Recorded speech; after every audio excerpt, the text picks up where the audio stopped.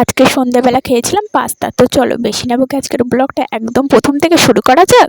সকালবেলা গেছিলাম বাবার মন্দিরে। বাবার মন্দির থেকে বাড়িতে আসার পরে বসে পড়েছিলাম খেতে। আজকে সকালে খেয়েছিলাম আলু সিদ্ধ দিয়ে, তার সাথে ছিল তেলাপিয়া মাছ ভাজা।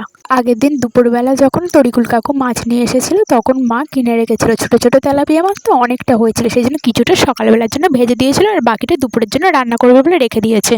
তো যাই হোক, সকালবেলা খাওয়া দাওয়া হয়ে গেলে আমি আর মেজি দুজনে মিলে গেছিলাম একটু মাঠের দিকে। হাতে করে একটু প্রসাদ নিয়ে গেছিলাম। দিদা আগের দিন যে প্রসাদগুলো দিয়েছিল তার থেকে অল্প একটু আগের দিন খেয়েছিলাম, আর বাদ বাকিটা ছিল। তো মাঠের ওখানে গিয়ে দেখে একটা ভ্যান রাখা ছিল, সেই জন্য আমি আর মেজি ভ্যানের উপরে বসেছিলাম আর ওই প্রসাদটা খাচ্ছিলাম। তো চলো প্রসাদ খেতে খেতে একটু কমেন্ট পড়ে নেওয়া যাক। সৃষ্টি দেখে আমার একটা ব্লগে বেশ অনেকগুলো কমেন্ট করে নাম নেওয়ার কথা লিখেছে। তো যাই হোক, মাঠ থেকে বাড়িতে আসার পরে আমাদের পাড়ার রাস্তার দিকে একটু ঘুরছিলাম। তারপরে দুপুরবেলা আবার মায়ের রান্না হয়ে গেলে বসে পড়েছিলাম দুপুরবেলা খেতে। আজকে দুপুরে মা বেগুন, আলু আর ওই ছোটো ছোটো তেলাপিয়া মাছগুলো দিয়ে একসাথে তরকারি করেছিল। তরকারিটা খেতে বেশ ভালোই হয়েছিল। তো যাই হোক, তারপর দুপুরবেলা খাওয়া দাওয়া হয়ে গেলে আমি আর মেজি দুজনে মিলে গেছিলাম দিদার বাড়িতে। দিদার বাড়িতে গিয়ে কিছুক্ষণ টিভি দেখার পরে বিকালে পড়াতে যাওয়ার টাইম হলে আমি পড়াতে চলে গেছিলাম আর মেজিয়া বাড়িতে চলে এসেছিল।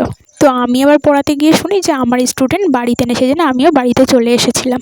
সন্ধ্যেবেলা খেয়েছিলাম পাস্তা, দুপুরবেলা ওই ভাত খেয়ে আমার তো রাতে আর কিছুই খেতে ইচ্ছা হচ্ছিল না। তারপর ভাবলাম যে ঠিক আছে, সন্ধ্যেবেলা একটু পাস্তা খাবো, রাতে আর কিছু খাবো না। অনেকদিন পর আবার পাস্তা খেলাম, আর পাস্তাটা আমিই রান্না করেছিলাম। প্রথমে মেজি রান্না করে বলে সবকিছু কেটে নিয়েছিল, তারপরে বলছে ওর ভালো লাগছে না বলে তাই আমি রান্না করেছিলাম। তো যাই হোক, আজকের জন্য এতটুকুই। দেখা হচ্ছে নেক্সট ব্লগ।